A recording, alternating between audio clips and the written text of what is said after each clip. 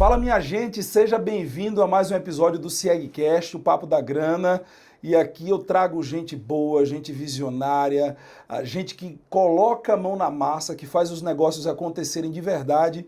E hoje eu estou recebendo um parceiro, um amigo, que é o Ney Pinheiro, da Quality Cert, CEO da Quality Cert, advogado, contador. Ele ainda estava falando, Henrique, você acredita que além de ser empresário, eu ainda tive que estudar na vida? Rapaz, que inovador, né? Ney, seja muito bem-vindo, cara. Obrigado por ter topado o convite. Henrique, prazer imenso estar aqui, gravando com uma pessoa que eu respeito muito e admiro, numa empresa que eu gosto. E só falar de um tema interessante, que é um tema que moldou minha vida. Então, não só de ter que estudar, mas principalmente ter que trabalhar muito duro para chegar até aqui. Então, é um prazer estar aqui falando com vocês. Ô, cara, veja só, hoje o ecossistema que você lidera fatura mais de 100 milhões de reais por ano. Você é um CEO de diversas, do grupo, né, como um todo, né, são algumas empresas. Você tem mais de 500 colaboradores. Agora, eu queria entender como é que o líder Ney Pinheiro foi formado. Eu imagino que você deve ter passado por um processo de forja. E isso aí que eu queria entender. Então, Henrique, as pessoas me conhecem muito, principalmente nos últimos anos, pelos produtos, pela certificação digital, pelos negócios. Eu falo que eu estou presente em todos os lugares. Então, tem um evento, a Quality está presente, eu estou presente. Mas tem toda uma história por trás. E o caminho, ele nem sempre foi tão fácil. Eu sou do interior de Minas Gerais, eu nasci numa cidade chamada Turmalina. E por volta de 10 anos de idade, eu saí de Turmalina para Belo Horizonte. Foi a primeira mudança da minha vida. A minha vida ela teve muitas mudanças. E eu lembro que foi um momento de dor, porque tinha a perda das amizades, de todo o convívio que a gente tinha, mas tinha uma esperança, uma expectativa muito grande, que era a expectativa de uma vida na cidade melhor. Mas quando a gente chegou na cidade, também não foi tão bom assim. E eu lembro que com 12 anos a gente teve um problema que entrou água na nossa casa e a gente perdeu tudo. Perdi os poucos brinquedos que eu tinha, perdi material escolar, perdi as fotos.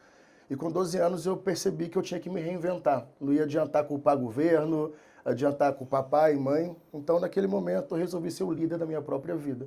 Então, Com 12 anos você teve essa virada? Com 12 anos eu tive a necessidade. E uma virada, eu reclamava para sempre, estaria reclamando até hoje. Eu sabia que tinha o que fazer. E com 16 anos eu paguei um curso de office boy, iniciei de office boy no escritório de contabilidade. E com 18 anos eu entrei, com 21 anos eu já era sócio. Como é que você pagou por esse curso, cara? Então, eu tinha uma namorada na época e o pai dela tinha uma Kombi e essa Kombi levava pessoas para o aeroporto de Confins. Aí nos finais de semana eu lavava a Kombi. Então, ao invés de eu fazer o tradicional, que era pegar a grana para sair com a namorada no final de semana, eu paguei um curso de office boy no Senac. E esse curso encaminhou para o emprego e o escritório de contabilidade. Assim nasce o Ney na contabilidade. Que interessante, bicho. Sério, cara? E o teu primeiro emprego foi aonde? O primeiro emprego foi em Belo Horizonte, chamava Contabilidade Vanguarda. Era um escritório pequeno, de 3, 4 pessoas. E eu cheguei naquele escritório, já entrei dentro dele sabendo que eu ia ser dono. Não tinha outra opção. Era ali não era um emprego, era a primeira oportunidade de mudar a minha vida. E 18 anos, até os 21 já tinha me tornado sócio do escritório. E aí foi uma jornada de crescimento partindo dali. Você fala muito de visão, né, no papel do líder, né? Ou seja, o primeiro ingrediente onde tudo começa através da visão e com 12 anos você teve a visão daquilo que você precisava fazer, né?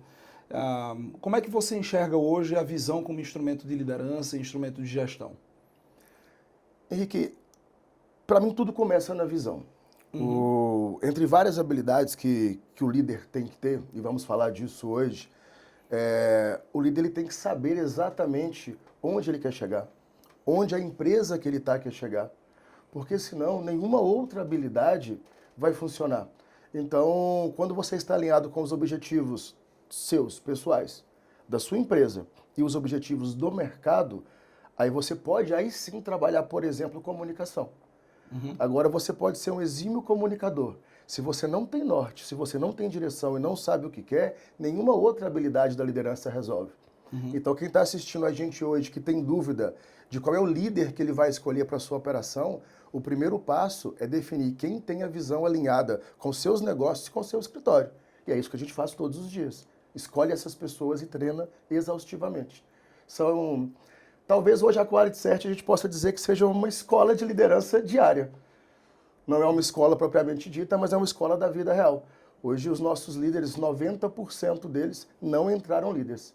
Foram transformados em líderes e entraram júnior. E como é que você estrutura isso? Então, como a gente cresceu pequeno, a gente nasceu muito sem recurso. Então teve uma jornada. De princípio era muito fácil, porque eu era o líder, eu ia desenvolvendo isso com eles. Então, na medida que a gente foi crescendo, a gente teve que estruturar pontos chaves dessa jornada. Então, a gente pegou os principais destaques, e esses destaques, inicialmente, a gente não sabia separar as habilidades técnicas ou habilidades emocionais. Muitas vezes erramos nas escolhas. E a gente desenvolvia alguns pontos. Delegação, então a gente ensinava essas pessoas a delegarem. E hoje isso funciona muito melhor. Então, na época, a gente ensinava a delegar, mas eles não sabiam fazer. A gente ensinava a fazer o one-on-one, mas era muito diferente. Hoje não, hoje a gente tem rotinas.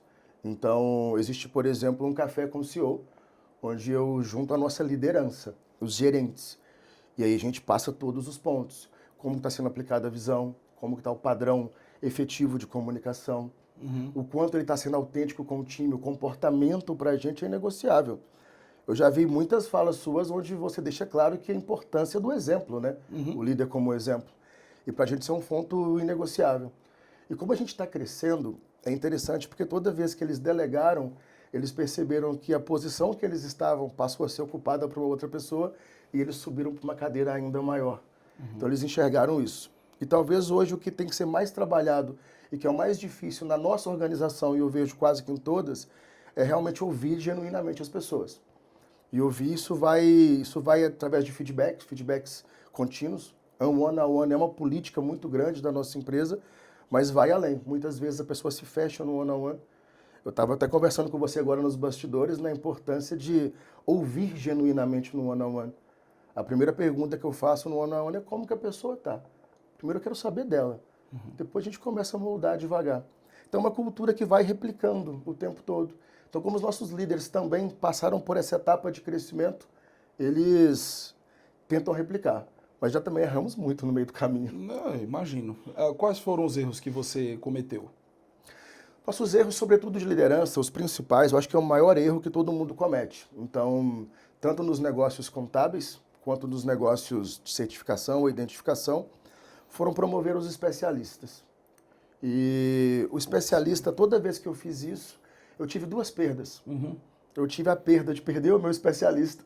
E de ganhar um péssimo líder, que é uma perda também. E de ganhar um péssimo líder. E perder time. Porque todas as vezes que a gente escolheu errado um líder, Henrique, o prejuízo maior não foi resultado só financeiro, porque tivemos. O líder mal foi perder pessoas. Eu perdi pessoas com altíssima capacidade que simplesmente deixaram a Quality Search ou deixaram a Macroconte. E quando lá na frente a gente perguntou por que você saiu da minha empresa? Eu criei com tanto carinho, trabalho tanto para que seja bom. E as pessoas falam, eu não saí da sua empresa, eu saí do meu líder. Putz, cara. E o pior é que eu escuto isso direto, né? Ninguém se demite da empresa, se demite da liderança. Se demite da liderança. E foi o que aconteceu. A gente chegou a momentos no passado de ter líderes, alguns deles, que não tinham o menor interesse em ouvir o time. Por quê? Porque ele entendia que para ele gerar autoridade, ele tinha que provar que era melhor que os outros. Então ele queria achar defeito no trabalho do time para ele sustentar com a maior referência. Uma ótima pessoa para ser um analista sênior e fazer com maestria, não para ter um time. Não para ter um time. Ô, cara, e você não se culpou, não, por isso?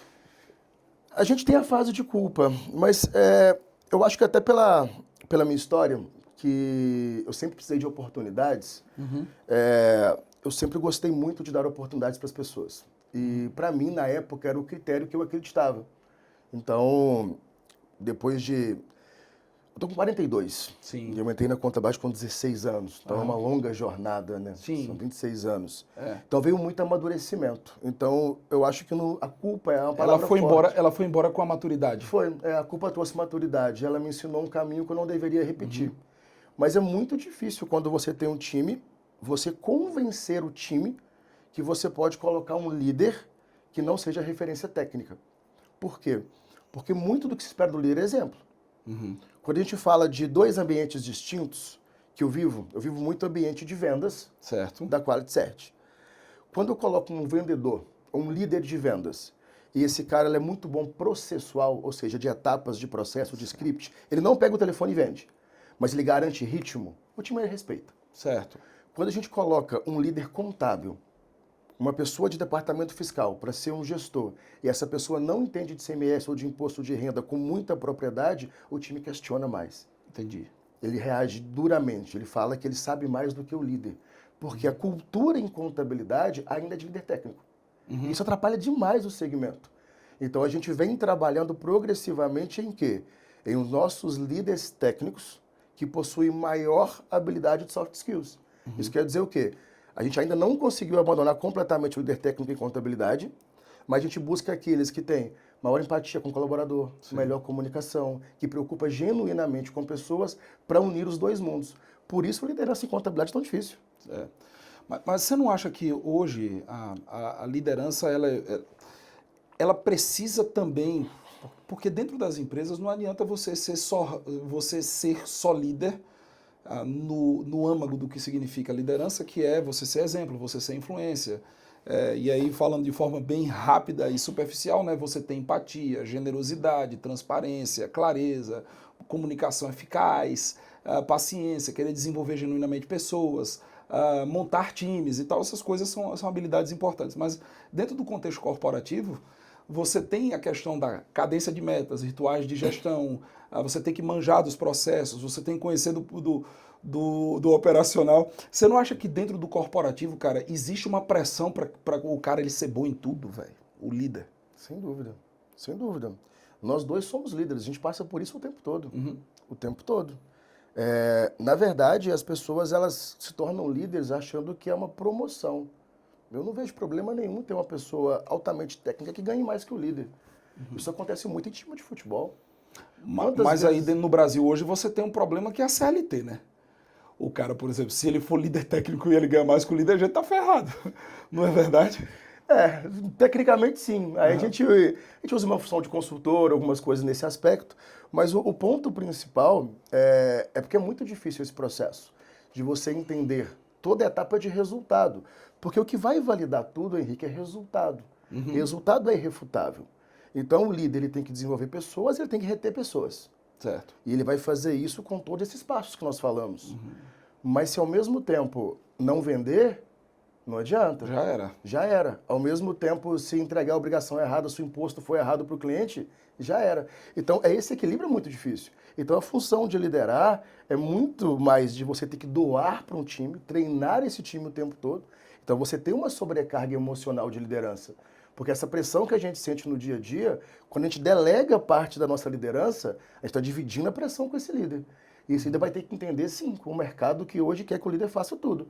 Quer que ele cuide de pessoas, retenha pessoas e entregue resultados em altíssimo nível. Tanto o Quality Search quanto o CIEG, por exemplo, são empresas que nossas metas são altas, são elevadas. Audaciosas ano após ano. Audaciosas. Todo mês, quando eu junto os nossos gerentes no café com o CEO, eu reforço que não tem momento de conforto na nossa empresa. Se as pessoas quiserem trabalhar comigo e ter um ambiente de absolutamente conforto, está no lugar errado. E não tem nenhum problema fazer concurso público, porque é estável. Ou trabalhar tranquilo. em outra empresa que seja mais tranquilo. Que seja estável. No nosso caso, não, são metas, e as metas não são negociáveis. Mas por que então trabalhar com você? Porque veja só, o meu ambiente lá na CIEG, ele é um ambiente que ele também é um ambiente de desconforto, é um ambiente de crescimento muito acelerado, as pessoas entram sabendo disso e tal, né? A gente já deixa tudo muito alinhado no processo de recrutamento, seleção e tal. Mas por que as pessoas elas têm que continuar trabalhando contigo e trabalhando na tua empresa e acreditando na tua visão? Então, as pessoas precisam acreditar não na minha empresa, precisam acreditar nelas primeiro. Então, o primeiro passo é o quê? Eu gosto que o meu RH contrate quem confia neles mesmos. Porque se a pessoa confiar nela mesma, ela vai entender o quê? Que ela está num ambiente de crescimento. E aí o motivo dela ficar com a gente é porque o crescimento é uma oportunidade constante. Todos os meses pessoas são promovidas. Então quando ela entende que ela é boa, ela só precisa de uma oportunidade, ela vai ficar. Sim. E quando ela não acredita nela mesma, toda meta é pressão. Toda meta é um desafio que ela não quer. Então ela precisa de estabilidade, sair desse ambiente. Nosso ambiente é altamente desafiador, mas é altamente recompensador. Então esse é o desenho. Sabe o que a gente fala lá? A gente fala o seguinte, cara, existem empresas muito melhores que a nossa. Perfeito. Existem empresas mais organizadas, existem empresas que são mais estáveis, existem empresas com processos mais redondos, com processos e tecnologias que estão mais azeitadas. E quando você vem para cá, você provavelmente vai encontrar um ambiente que está em construção. Então a gente está sempre organizando, a gente está sempre arrumando a casa, e a gente está sempre crescendo enquanto a gente organiza. A gente não para. Isso significa que existe uma pressão constante, uma organização constante, mas, consequentemente, um ambiente de crescimento acelerado, ele gera também oportunidades a que outros ambientes não geram. Então, por exemplo, algumas pessoas saem da minha empresa para ir para outras empresas que são maiores, que são... que já descobriram, né, quem são. A gente não está nessa fase ainda. E tá tudo bem, cara. Você tem que estar num ambiente onde você se sente confortável. Mas se você estiver aqui, você tem que saber como é que funciona. Se você quer oportunidade, esse aqui é o ambiente. Mas em contrapartida, você vai ter uma atuação completamente diferente. Não imagine que você vai estar aqui e as coisas estarão do mesmo jeito daqui a 2, 3 meses, né? Eu acho que na sua empresa é isso aí ou não? É exatamente isso. Às vezes as pessoas pensam que eu sou louco, porque... E quem te conhece tem certeza. Porque as coisas estão de um jeito em um mês, e às vezes a gente tem um insight ou uma mudança de mercado, e a gente precisa mudar. Não dá para ficar parado o tempo todo. E como a gente é uma empresa em crescimento, a QualityCert tem só 8 anos. 8 anos para sair para 1 milhão de certificados por ano. 1 milhão de clientes é muita coisa. É, muita coisa. E é um desafio para a gente atender isso tudo. Então, quando a gente trabalha nesse nível de crescimento, algumas coisas ficam nítidas. Primeiro, a gente sempre está em obra. Então, a primeira dor que a gente está é uma dor estrutural. A gente sempre está reinventando em obra, puxando mais coisas. Segundo ponto, o nosso time de desenvolvimento, TI, ele sempre está no desespero. Ele sempre está atrasado para entregar uma solução, porque é muita coisa que demanda. E, por fim, também marketing e comunicação. Então, essas 3 dores são dores naturais do crescimento de uma empresa, mas quando alguém quer ser muito metódico, muito organizado em alguns processos, o nosso ambiente, às vezes, não permite isso. Por quê? Porque entre ser totalmente organizado e manter um crescimento acelerado, a gente sempre optou por crescimento acelerado, faz parte da nossa cultura. Eu não consigo ver a oportunidade, olhar para ela e falar, cara, dá para fazer, mas só ano que vem. Muitas das vezes a gente fala, olha, dá para fazer uma parte esse ano, vamos fazer. E vai construindo. Então, por isso que a pessoa que acredita nela e nos projetos, e aí a parte da visão que iniciou o nosso assunto, é fundamental. Porque quando alguma coisa está ali no MVP ainda, aquela pessoa que tem visão, às vezes ela puxa o processo como se fosse dono, igual a gente. E depois, no final, ela acaba virando de fato. Mas quando você tem pessoas que não acreditam, não funciona. Então, o primeiro passo é esse. Quem acredita nele mesmo, ele começa a ver os resultados da empresa e começa a ter resultado dentro de casa. Melhora a vida dele, da família, da esposa, dos filhos. E aí isso me faz bem. Aí eu vejo que tem sentido. Aí eu falo, caramba, o tanto que a gente trabalhou, o tanto que não teve zona de conforto. Mas é quando eu olho e eu vejo a vida da pessoa melhorando. Recentemente teve um colaborador nosso, que ele morava numa outra cidade, está com a gente tem uns 4 meses, ele entrou numa função. E em 4 meses ele já está numa função de head. E é interessante porque ele está mudando da cidade que ele morava, que era perto de Belo Horizonte, para do lado da empresa, com 4 meses. Então, com 4 meses de empresa, ele já se sentiu tão em casa e com tanta certeza que ele vai entregar resultados, que a decisão foi, estou levando a família para uma nova vida. E é nessa hora que a gente olha como empresário e fala, cara, é crescimento? É lucro? É lógico. Mas é muito sobre pessoas, porque são elas que fazem nossa operação o tempo todo. Agora, é bom quando você acerta na contratação, né? Maravilhoso, maravilhoso. O nosso de recursos humanos ele tem uma história interessante. A minha esposa é fisioterapeuta de formação. E quando a gente começou a QualityCert, a gente tinha que juntar todo mundo que tinha. Então a gente juntava esposa, amigo, foi puxando. Mas a Luciana estava numa fase que eu precisava de algum apoio em alguém para fiscalizar meu time de vendas. Porque eu tinha que trabalhar vendas, que a gente tinha 0 clientes certificados, e eu tinha que trabalhar o histórico de contabilidade da mesma forma. Certo. E aí ela foi como fisioterapeuta para a área de vendas. Ela começou, ela ligava para os contadores, só telefone na cara o dia inteiro, ela ficava triste. E ela foi desenvolvendo, a gente foi crescendo. Ela foi treinando vendas. Até que ela tornou diretora comercial. E quando ela tornou diretora comercial, nós percebemos rapidamente uma coisa. Ela não tinha skills principais de venda, ela tinha de pessoas. O time performava num nível absurdo, porque o time respondia e respeitava ela, fazia por ela. E ela ouvia genuinamente cada pessoa. Eu chegava para dar uma bronca. Ah, fulano não vendeu. Não, fulano não. Ele está passando por isso, por isso, por isso. Me dá uma semana que semana que vem ele está entregando. E exatamente. E assim foi o nosso crescimento. Até que chegou o momento que ela se encontrou. E ela passou para os cursos de recursos humanos, formou na área. E aí, hoje, ela coordena a nossa parte de recursos humanos todos, 500 colaboradores. E o mais interessante porque ela viveu a parte de construção do negócio, ela viveu a parte da formação do time de vendas e hoje ela cuida das pessoas. Então isso é tão importante que eu posso dizer que a minha família vive isso. Então eu de uma parte e minha esposa de outra no recursos humanos. Ô Ney, mas você fala muito de escuta, cara. E a habilidade de escutar, aparentemente, ela não é muito ensinada, né? Porque você fala de escuta, na minha cabeça faz todo sentido, mas eu vou te falar, é difícil ouvir, né? Principalmente para quem gosta de falar, né? É difícil ouvir.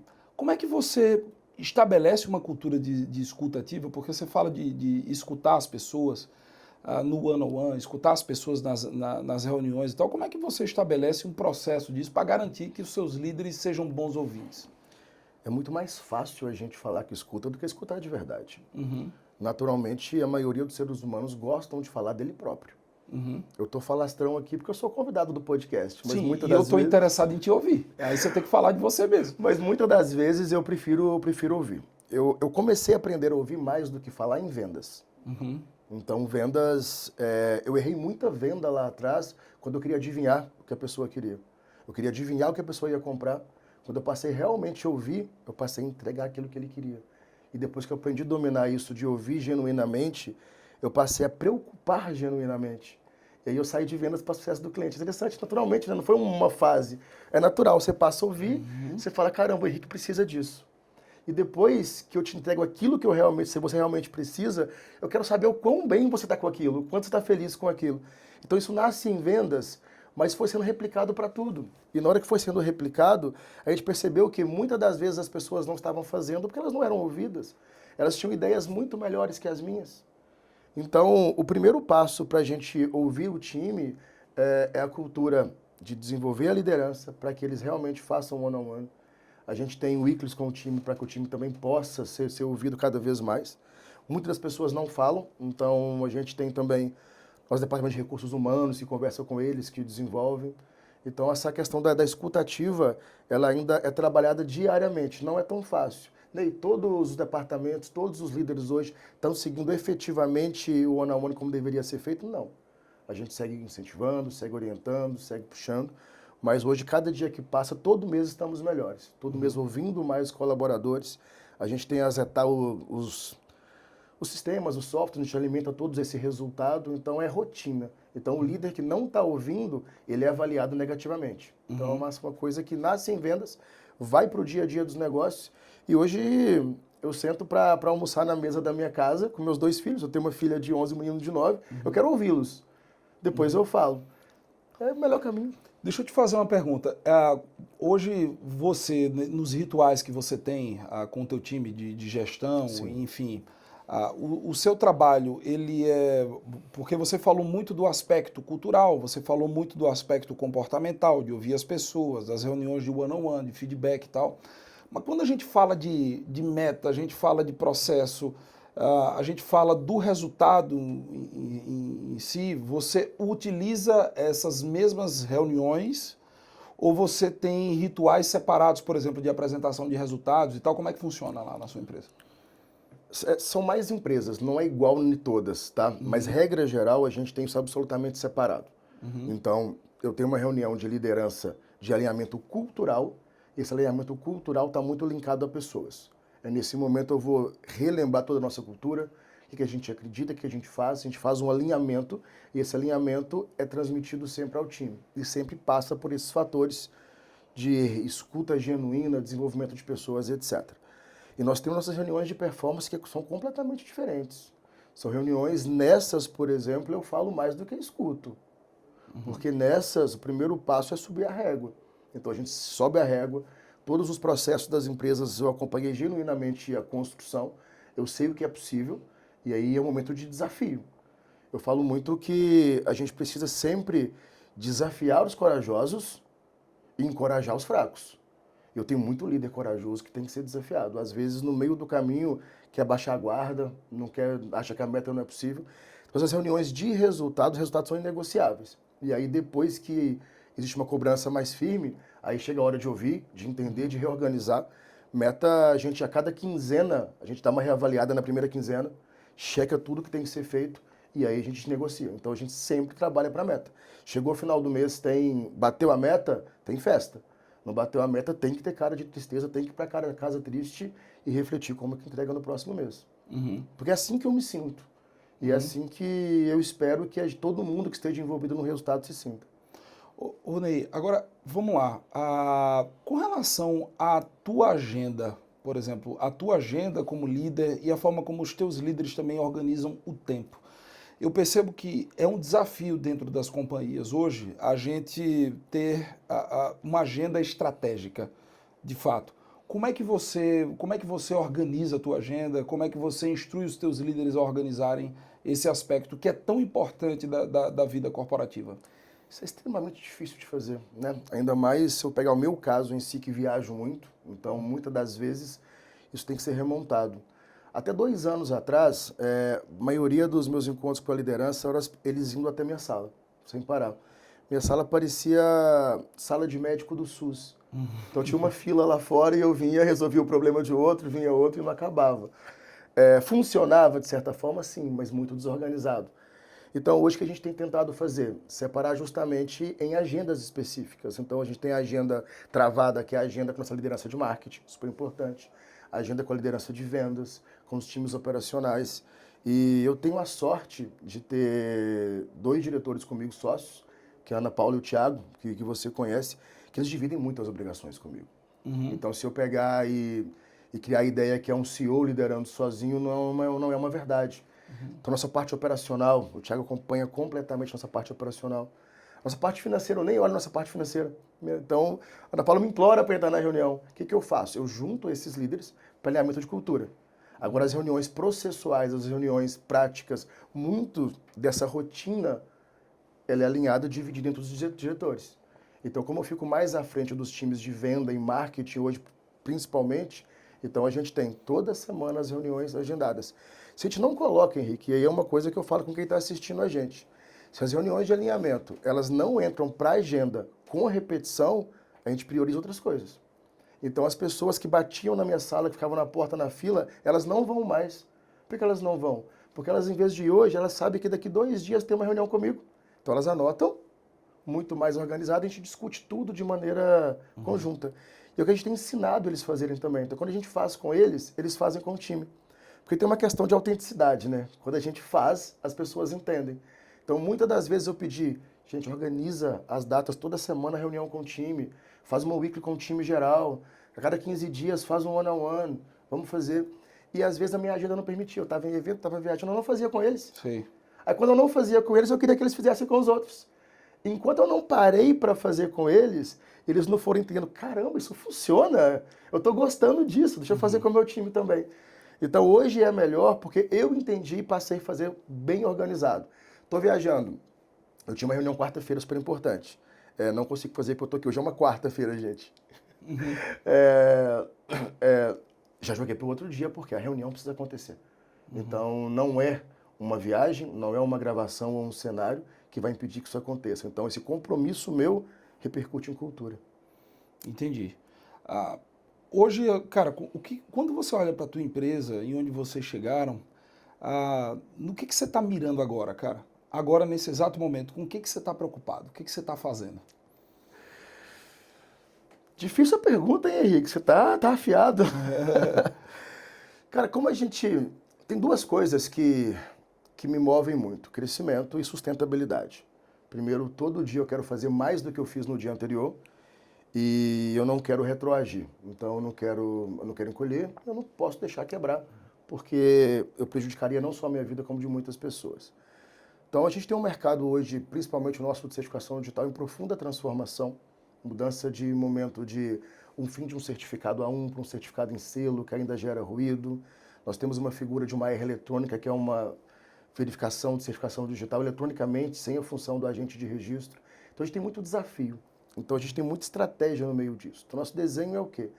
O que faz eu sair da cama hoje pensando no futuro que eu planejo é que a gente consiga ser o mais ágil em dar o passo na transformação. Que a gente não perca nem um segundo reclamando e que a gente já consiga antever os próximos 2 anos. Então, hoje, na hora que eu vejo, eu penso que o nosso crescimento que foi acelerado, ele vai acelerar 10 vezes mais. Porque a gente está fazendo uma leitura de crescimento inevitável. A gente está fazendo uma leitura de que não dá para lutar contra o que já está definido. E quando a gente aceita o jogo e acelera, isso funciona muito mais. Eu falo muito que antigamente, quando a gente jogava bola, né, no futebol, o jogador dobrava o joelho, caía na área e forçava o pênalti. Agora tem VAR, cara. Então não dá para ele fazer isso mais. Ele tem que mudar a estratégia. Então, no nosso caso, se mudou a regra, a gente tem que mudar a nossa estratégia.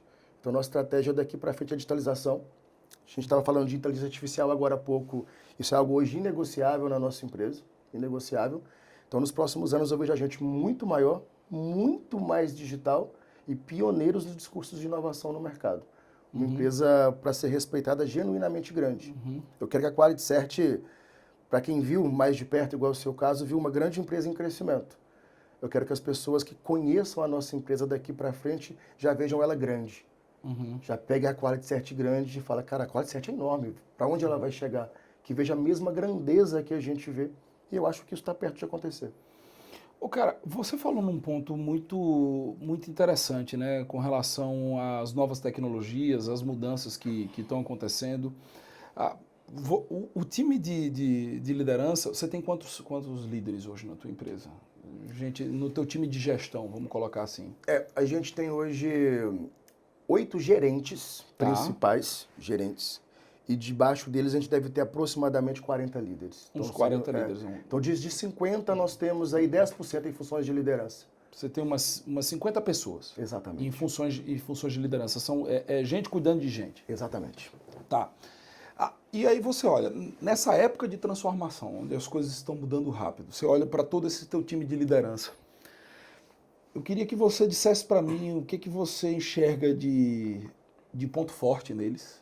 O que você acha que é a grande característica e que é um aspecto da cultura de vocês que está bem desenvolvida. E o que você quer melhorar nesse time? Do que você está conversando com eles, que eles têm o que eles têm que evoluir? Né? E aí eu queria saber se você consegue compartilhar com a gente isso. Perfeito. Sem dúvida nenhuma, o ponto forte deles é o nível de engajamento, o quanto eles estão alinhados com a nossa cultura, com os nossos desejos. Eles chegaram na função de liderança, a maioria não foi contratado para ser líder. Então, acreditar, engajar, vestir a camisa é o ponto forte. De ponto que a gente vem trabalhando, que eu acho que é um ponto a ser melhorado, ainda não é o ponto fraco, mas a ser melhorado, é que eles trabalham objetivo em comum. Então, durante um bom tempo, cada um focava exclusivamente no sucesso do seu departamento. E agora eles precisam entender que não existe sucesso de departamento, é o sucesso da empresa. E tem começado a funcionar. Nos encontros, um líder já está mais atento ao outro, ele entende a necessidade do outro. E é um trabalho constante, constante. E na medida que um ajuda o outro, abre porta para reciprocidade. Mas a maior dor, hoje, é a dor da transformação digital como um todo. Então, quando a gente fala, por exemplo, de usos de inteligência artificial, eu tenho departamentos que já começaram a usar, funcionam super bem. Eu tenho outros que ainda têm mais resistência, não entendeu ainda o jogo. E é um momento de transformação que eu não vejo que seja passível de segurar, de achar que isso não é para mim. Não dá para lutar contra a inteligência artificial, não dá para lutar contra o que está por vir. Então, eu ainda tenho alguns gestores analógicos, que a gente vem trabalhando a importância disso. A gente vem fazendo exemplos. Então, o que é legal? Eu uso muito, outros departamentos vão usando, e é aquela questão da cultura, um vendo o outro. Mas a nossa maior dor hoje, em termos de liderança, é porque, por mais que sejam bons no seu departamento, bons em desenvolver pessoas, em reter pessoas, eles não podem se dar o luxo de ser analógicos. Ou de trabalharem sozinhos, só olhando para o seu próprio umbigo, né? Eu acho que eu acredito que esse é um desafio. A gente tem conseguido superar isso aos poucos lá na CIEG, estimulando o trabalho em squads. Então, você, nos projetos, né? Então, eu tenho muitas áreas trabalhando em conjunto e a gente estimula a conversa de líderes de diversos setores, né? Então, quando particularmente olho para a empresa, eu não vejo a área de CS, ou a área de venda, ou a área de marketing, ou financeiro. Na verdade, eu vejo um time só, né, trabalhando junto. Então, e eles têm tentado se enxergar assim, né? Você tem observado assim, com os estímulos que vocês têm dado para que eles trabalhem de forma alinhada, você percebe que eles estão se alinhando, conversando mais entre si, fazendo reuniões entre si, tocando muitas coisas independentes, ou ainda passa muito pela alta gestão? Como é que funciona? Não, tem uma melhora significativa, nitidamente. Então, a gente começou a perceber a necessidade disso de um ano e meio para cá. Talvez a gente está no nosso melhor momento da interação entre os nossos líderes. A gente tem incentivado muito, então até as nossas próprias reuniões com eles ajudou muito. Então todos os negócios a gente faz na contabilidade, faz na certificação digital, fazem outros, e eles replicam com os líderes deles também. O RH está muito ativo nisso, então isso tem funcionado. Então essa interligação funciona. Só que ainda no dia a dia, cada um vai para a sua sala, cada um vai para o seu espaço, eles se encontram, mas tem muita coisa para a gente fazer. Então, essa parte de muita coisa para a gente fazer, para que seja uma coisa única, vai depender muito, muito do quanto a gente consegue, sei lá, até me fugiu a palavra agora, porque não é nem delegar essa responsabilidade, é o quanto a gente consegue trazer todo mundo juntos para comemorar o resultado do outro, sabe? É porque eu acho que na hora que um departamento ele comemorar o resultado do outro, a gente conseguiu. É porque hoje eu vejo uma ajuda, mas, cara, cada um tá correndo atrás da sua meta. Mas e na hora que o time de vendas bater meta, o time de marketing não bater meta, mas o time de marketing vai lá e aplaude genuinamente o outro time, isso é fantástico. Então o que falta agora é um entender que o resultado do outro é o dele também. E entender que está tudo interligado, né? Tudo interligado. Tá tudo ligado. É uma coisa só. Então é esse o desenho, é a gente perceber, quando não entender que todos pertencem ao mesmo objetivo, aí vai. Então hoje melhorou muito, mas cada um ainda na sua sala. Isso é uma corrida ainda para transformação ao longo desse ano. A gente fala muito de desenvolvimento de pessoas, Ney, e a gente evidentemente está muito comprometido também com o nosso desenvolvimento, né? Perfeito. Enquanto líderes de negócios e, enfim, e executivos e tal. Mas, e aí eu queria, a gente já está se encaminhando aí para os minutos finais, e eu queria saber o seguinte, qual o teu compromisso de desenvolvimento pessoal, assim? No que o Ney precisa evoluir, o que o Ney precisa melhorar, e o que o Ney está fazendo para poder sair do ponto 0 e ir para o 1, talvez, ou do 10 para o 20. O que você está fazendo na sua vida pessoal e como é que você usa isso também como exemplo para inspirar o teu time, as pessoas que estão com você? Perfeito. Eu estou num momento hoje que é um momento bem mais zen do que eu já tive ao longo da minha vida. Então, hoje eu posso dizer que eu confio muito mais em pessoas ao meu redor e eu estou conseguindo delegar estrategicamente muito mais. E durante um tempo eu tinha uma dificuldade de delegar porque talvez a comunicação minha com o delegado não estava tão clara. E nem sempre, Henrique, o líder ele vai ter que ser um estrategista. Sabe, eu tenho falado muito isso com eles, que é como um time de futebol. Então, o líder, muitas das vezes, é o capitão. É o cara que está com a faixa, é aquele que chega mais cedo, que dá o exemplo, aquele que fala o time, todo mundo escuta, que puxa o time na concentração, mas o estrategista é o técnico. O capitão não pode ir lá e mudar o jogo no meio do caminho. O capitão ele não pode escolher quem vai sair, quem vai entrar. Então, na medida que eu consegui alinhar isso com a minha liderança, que existe uma diretoria estratégica, existe um planejamento em curso, e ele tem voz ativa para discutir a estratégia. Aceitou a estratégia? Faz sentido para ele, vestiu a camisa? Daí para frente tem que fazer o time jogar. E eles respeitaram isso, estão jogando conforme o nosso comando tático, aí foi uma maravilha. Por quê? Porque eu posso confiar genuinamente neles. Mas isso foi possível porque eles fizeram parte da tomada de decisão. Então, quando eu volto na pergunta do que eu estou fazendo hoje realmente para desenvolver, primeiro passo, eu estou tirando coisas de mim. Eu estou deixando de ser um líder concentrador.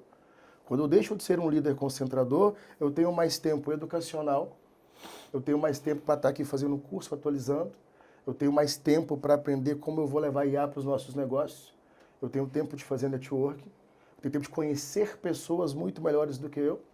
Eu adoro sentar na mesa e ser o pior da mesa. Eu também.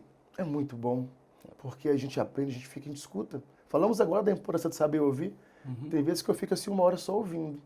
Aí depois eu volto, caramba, eu tenho que fazer isso, que coisa legal. E aí passa um tempo, a gente senta na mesma mesa, a gente vê que a gente melhorou tanto. Então esse tempo, ele foi possível por quê? Porque eu passei a delegar. E também um tempo genuíno com a minha família. Então não abro mãos de finais de semana. Então hoje, na hora que eu vejo que o que eu estou fazendo realmente eu estou realmente dando poder de decisão para as pessoas, para poder focar em o quê? Ter melhor condição estratégica, para ser de fato o estrategista do meu negócio. Então, para jogar a estratégia, eu realmente tenho que ter pessoas em campo boas. E hoje, as pessoas que eu tenho, eu confio nelas. Que bom, que bom. Eu acho que elas devem estar muito felizes também em ouvir isso.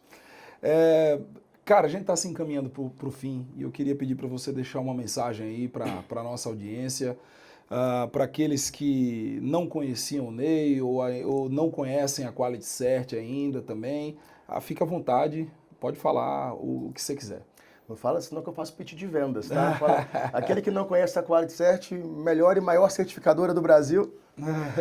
Pessoal, mas falando sério e até pegando o espírito de liderança, eu acho que de tudo que a gente falou, todo mundo que está assistindo a gente, que for empresário ou que for um colaborador de uma empresa, todo mundo está focado em crescimento.